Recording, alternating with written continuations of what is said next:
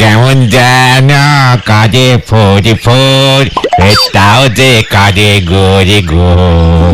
হরি হে মাধব, এ তুমি কি দিলে? এত বড় অর্ডার পেয়ে চমকে গেছে আমার ফিলে। নড়া কড়া করে ডাবল চিনি দিয়ে চা দে দেখি। হরি হে মাধব, আজ আর চা হবে নে গো গুলটি বাবু। হোয়াট? তুই দেখছি এখন ঘন ঘন মুখের ওপর চা বন্ধ করে দিচ্ছিস। ঠিকই তো নরদা, তুমি তো চা বানাচ্ছ দেখছি, তাহলে চা দেবে না কেন? ওরে বাবা, এখন আমার অনেক কাজ আছে গো। এত বড় একটা অর্ডার পেয়েছি, তাই তো ভ্যারাইটিস ভাবে চা বাইনে নিজেই খেয়ে খেয়ে টেস্টিং করতেছি। কত কম চিনিতে চা বানালে 2 পয়সা লাভ বেশি করা যাবে। অর্ডার? What order? কে দিয়েছে? কিসের অর্ডার গো নরাদা?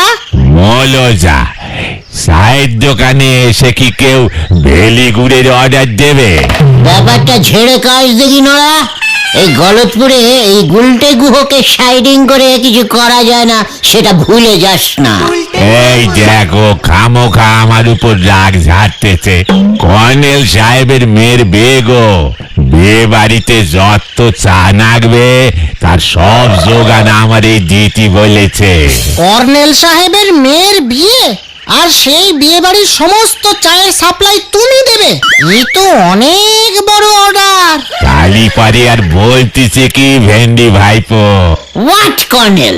পাঁচু, এই কর্নেলটা আবার কে রে? এই গলতপুরে আসতো একজন মিলিটারি কর্নেল থাকে, সেটা তো জানতাম না। তার উপরে আবার মেয়ের বিয়েও দিয়ে দিচ্ছে, সেটাও আমায় জানালো না। বিয়ে মানে নেমন্তন্ন করলো না। কর্নেল বড় করানো গো, তোমার মতো নন্ড ভণ্ড লোকের নেমন্তন্ন করবে বলি মনে হয়নি। ওখানে তো সব মান্যি গণ্যি লোকজন আসতেছে বলে শুনেছি। নড়া, ভুলে যাস না, আমার শরীরে কিন্তু ডাকাতের রক্ত বইছে। রক্ত মাথায় উঠে গেলে কিন্তু আর রক্ষে থাকবে না। এই খেয়েছে, এর জন্যই বোধহয় তোমারই নেমন্তন্ন করেনি। ঠান্ডা 1 কাপ চা আছে, খেয়ে মাথা ঠান্ডা করো দেখিনি। কার রাগ কার উপর ঝাড়তেছে দেখো। নেমন্তন্ন না পেয়ে হতাশ হয়ে গেছে দেখতেছি। যারে বলি একেবারে হতাশ রাগ। এই আমি তোর এই ঠান্ডা চায়ের নামে প্রতিজ্ঞা করছি, ওই কর্নেল সাহেবের মেয়ের বিয়েতে কবজি ডুবিয়ে যদি আমি না খেয়েছি, তাহলে তোর দোকানের চার কোনোদিন মুখ স্পর্শ করিব না। এই হলো গুলটের ভীষণ প্রতিজ্ঞা, ভীষণ প্রতিজ্ঞা, ভীষণ প্রতিজ্ঞা। বাঁচা গেল। এ তো বড় মঙ্গলময় প্রতিজ্ঞা করলে গো গুলটে বাবু। এই প্রতিজ্ঞা তুমি আগে করলি পরে হিসেবের খাতায় কিছু কম টাকা বাকি থাকতো।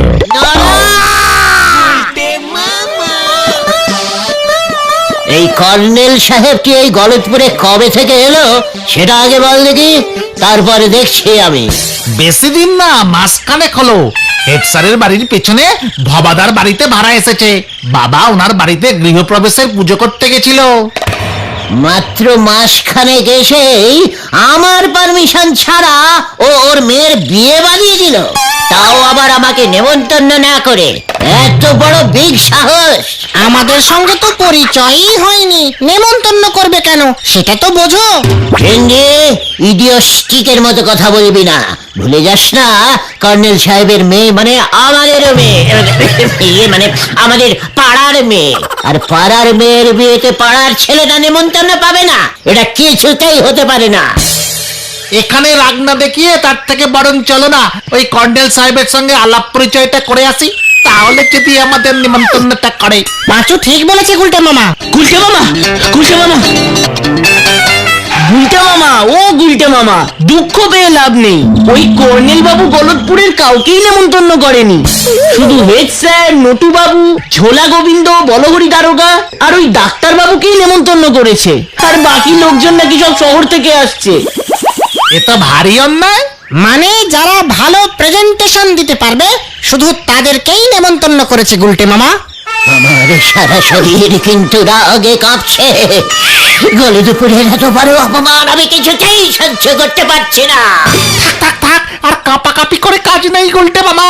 তার থেকে বরং চলো ওই কর্নেল সাহেবের সঙ্গে কথা বলে ব্যাপারটার ফায়সালা করি। ইয়েস, আমাকেই যেতে হবে। ওই কর্নেল বাবুর জানা উচিত এই গলদপুরে এই গুলটে গুহর থেকে বড় কর্নেল আর কেউ নেই। Follow me!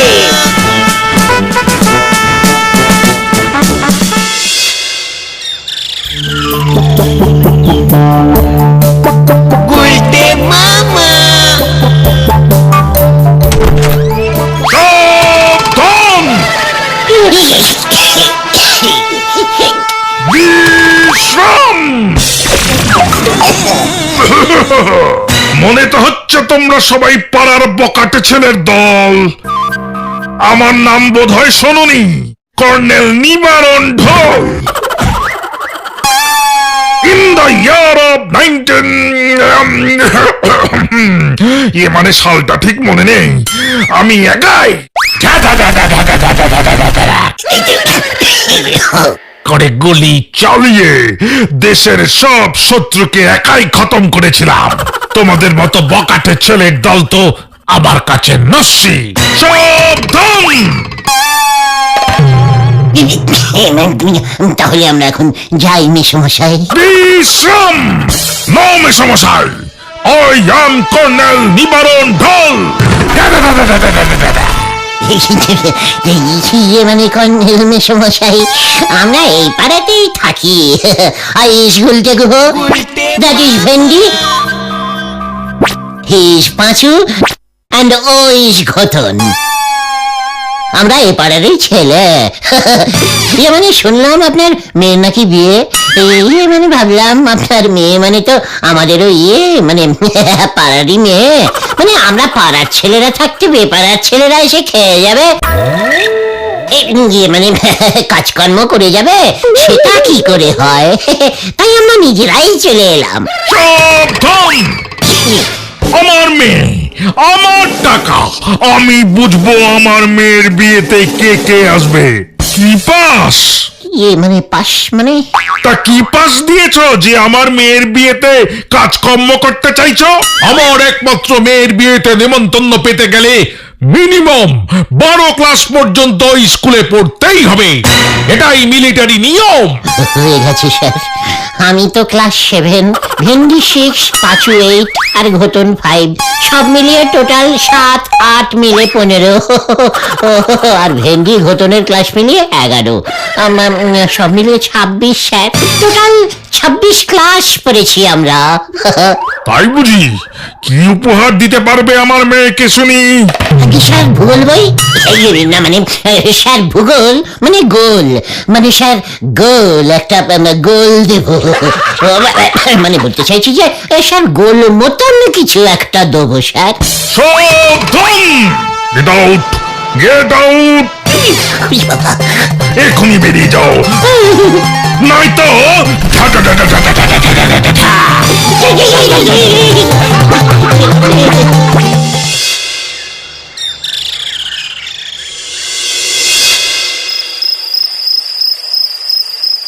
স্ট্রেচিং আঙুলে ঘি না উঠলে আঙুল ব্রেকিং করতেই হবে।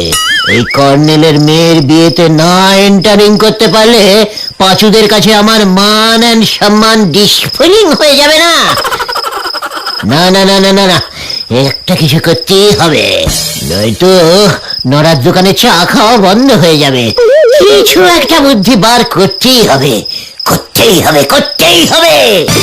পেয়েছি পেয়েছি, মনে হচ্ছে বুদ্ধিটা পেয়ে গেছি।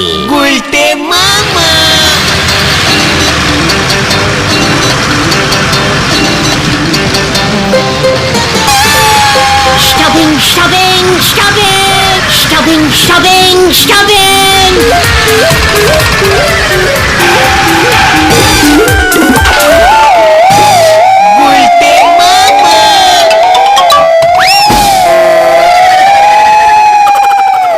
নমস্কার বরযাত্রীগণ, সুস্বাগতনম সুস্বাগতনম সুস্বাগতনম।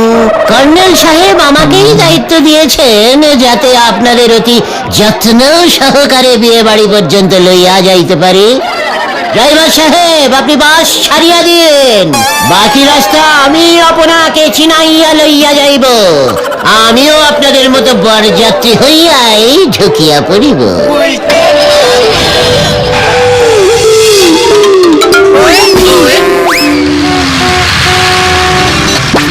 বাদিকে নড়ার চায়ের দোকান আপনারা দেখিতে পারেন, ডান দিকে রহিয়া আছে গলদপুরের হাই স্কুল, বিখ্যাত হাই স্কুল। এসব দেখে কি হবে? মেয়ের বাড়ি আর কত দূর বাবা ধন? ভেরি গুড, দর্শনীয় স্থান। সামনেই রহিয়া আছে পোস্ট অফিস। আর কিছুক্ষণের মধ্যেই চলিয়া আসিব। একটু ধৈর্য ধরিয়া বসুন। বিয়ে বাড়িতে প্রবেশ করিলেই নারার স্পেশাল চা পাইয়া যাইবে।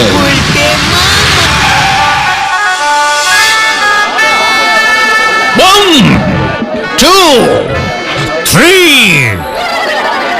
এই মরেছে, কিভাবে ঢুকবো আমি? এটা গুনে গুনে ঢুকাচ্ছে।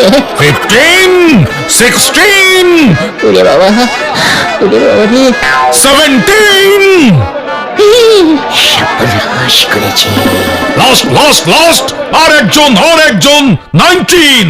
ব্যাস, সাবধান, 19 জন হয়ে গেছে। বরযাত্রী 19 জনকেই আসবার পারমিশন দিয়েছি, একজনও বেশি হবে না। নো। ইয়েস মানে স্যার, এই বলছিলাম যে একজন আপনাদের এই বরযাত্রীর মধ্যে আজকে খাবে না, ওর মঙ্গলার উপোস আছে, ওর বদলে আমি ঢুকে যাই। নো, সাবধান, তোর গলাটা চেনা চেনা লাগছে না? নো কর্নেল মেশমশাই। হোয়াট? কর্নেল মেসমশাই? মানে ইয়েস, ইউ ইডিয়েট, বোকাতে গুলছে। ওরে বাবা রে, ওরে বাবা, কি কি ডেঞ্জাস্টিক জিনিস ওই কর্নেল। ওরে বাবা রে, এ প্ল্যানিং এ হবে না রে, আমাকে অন্য কোনো প্ল্যানিং বার করতে হবে। ওরে বাবা রে, কিছু তো একটা প্ল্যান বার করো গুলটে মামা। ওই কর্নেল যা জাদ্রের লোক, কাজটা খুব একটা সহজ হবে বলে মনে হচ্ছে না। কর্নেলের মেয়ের বিয়ে কে দেবে বল দিকে, মানে পুরোহিতটাকে? সে তো আমার বাবা ষষ্ঠীচরণ পুরোহিত ছাড়া এই গলতপুরে বিয়ে শ্রাদ্ধ এসব করবার মতো পুরোহিত আর কে আছে? পাঁচুর বাবা বিয়ে দেবে, তাও পাঁচুকেই নেমন্তন্ন করেনি। আমার বাবাকে দক্ষিণা দেবে তাই বিয়েতে খেতে না করেছে। কি লোক রে বাবা! আমার কিন্তু রোগ চেপে যাচ্ছে পাঁচু। আমি নরার কাছে যে প্রতিজ্ঞা করেছিলাম সেই প্রতিজ্ঞা ক্যান্সেল করে আরো ডিপ মানে আরো কঠিন প্রতিজ্ঞা করিতেছে। আমি যদি ওই কর্নেলের মেয়ের বিয়েতে না ঢুকেছি, তা সে যেভাবেই হোক, তাহলে আমি আমার এই আড্ডা জীবন হইতে পদত্যাগ করিব। একটু বেশি বাড়াবাড়ি হয়ে গেল না গুলটে মামা? No no no no no no বাড়াবাড়ি। আমি অলরেডি একটা বুদ্ধি বার করে ফেলেছি রে। কি বুদ্ধি গুলটে মামা? বলা যাবে না, ক্রমশ প্রকাশ্যে। সময় হলেই দেখতে পাবে। আমি এখন যাই, যা করবার আমাকে একাই করতে হবে। কেন আমরা? না, প্রতিজ্ঞা যখন আমি একা করেছি, তখন যা করার আমি একাই করব। যা, এবার ব্যাপারটা মনে হয় একটু অন্যরকম হয়ে যাচ্ছে। গুলটে মামার বুদ্ধি তো জানি না এবার কি হবে। কাল সন্ধ্যা পর্যন্ত অপেক্ষা করে দেখাই যাক কি হয়।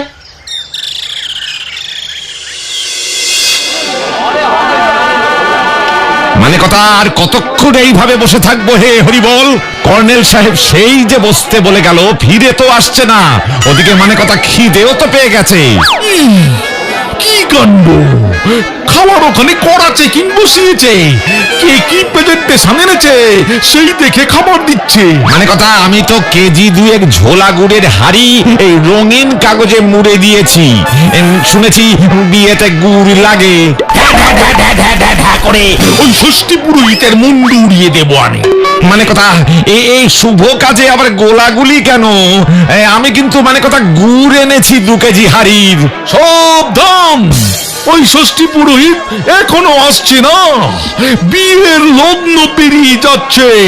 ওর বাড়িতে লোক পাঠিয়েছিলাম, বলে কিনা ও সেই সন্ধেবেলা বেরিয়েছে আমার এখানে আসবে বলে, কিন্তু এখনো এসে পৌঁছয়নি।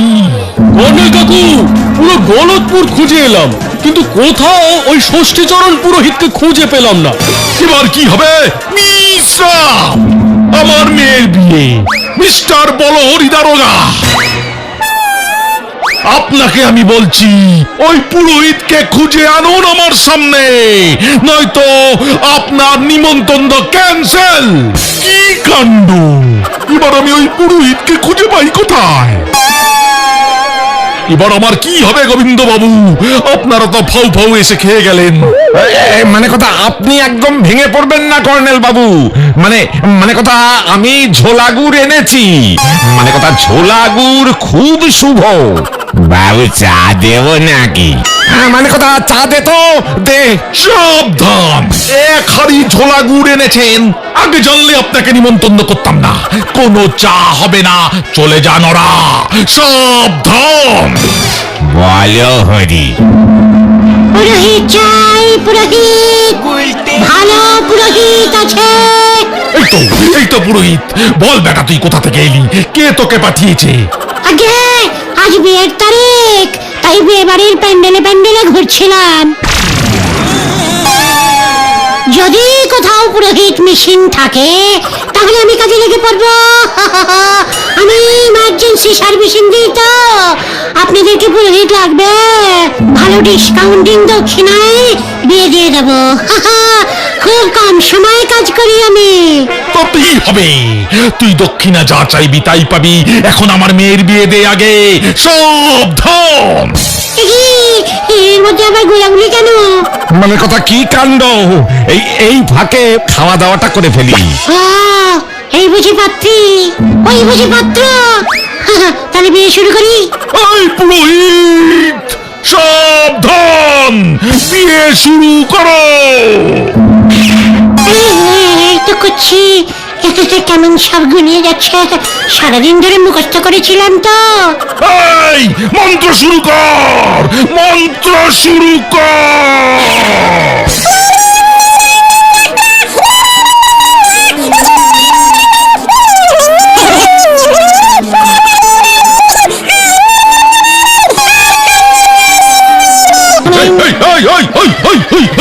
ওটা কিসের মন্ত্র? ওটা কিসের মন্ত্র?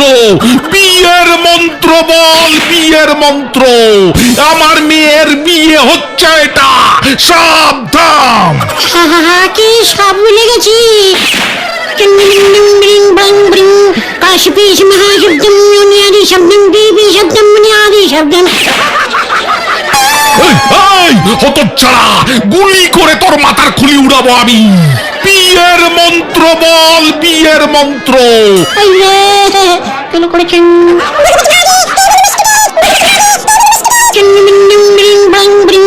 কাশপিস মহাশব্দম মুনিয়াদি শব্দম বিবি শব্দম মুনিয়াদি শব্দম। ও এই মরেছে বিয়ে। এই তো ভুলে গেছি, কার বিয়ে? তোর বিয়ে দেবো এবার আমি। এই মরেছে, আমি পালাই। আমাকে ধরবেন না প্লিজ, আমাকে ছেড়ে দিন। ওরে বাবা, ধর ধর ধর ধর, হতচ্ছাড়াকে। সাবধান। ওরে বাবা, আমাকে ধরবেন না, আমাকে ধরবেন না, আমাকে ছেড়ে দিন। ওরে বাবা, কতদিন পর একটা বিয়ের নিমন্ত্রণ পেয়েছিলাম, ওই ষষ্ঠী পুরোহিত সেটাও বরবাদ করে দিল।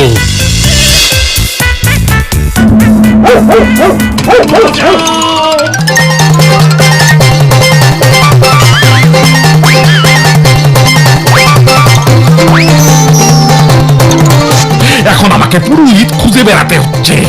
একবার যদি পাই ওটাকে।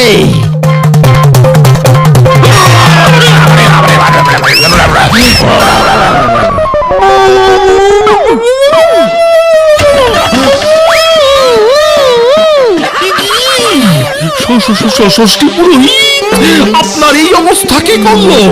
কি কাণ্ড! গুনা গুনা, কি কাণ্ড! অনেক দেরি করে দিয়েছেন, আমাদের সবার খিদে পেয়ে গেছে, তাড়াতাড়ি চলুন, বিয়ে দিতে হবে। ও কি কাণ্ড, ধুতি পড়তে হবে না, হাফ প্যান্ট পরেই বিয়ে দেবেন। চলুন চলুন চলুন, তারপর আমি দেখছি কি কাণ্ড।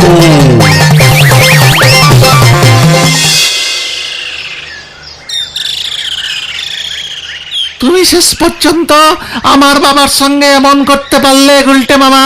প্রতিজ্ঞা করেছিলাম আমি মরণপণ সমর্পণ মানে প্রতিজ্ঞা রাখতে সব কিছু করিতে আমি প্রস্তুত ছিলাম। কি করিব, তোর বাবা আমার কথা শুনিলেন না, তাই জোর করিয়া ওনার ধুতি খুলিয়া আমি পড়িয়া চলিয়া গেলাম। কিন্তু সেখানে গিয়ে তো বিয়েটাও দিতে পারলে না ঠিক মতো।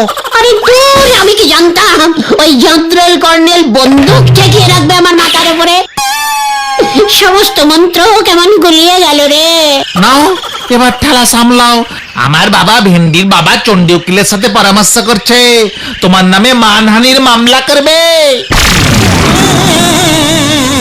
ও নিয়ে আমি চিন্তা করি না, ওই চণ্ডী উকিল জীবনে একটা কেসও জিততে পারেনি।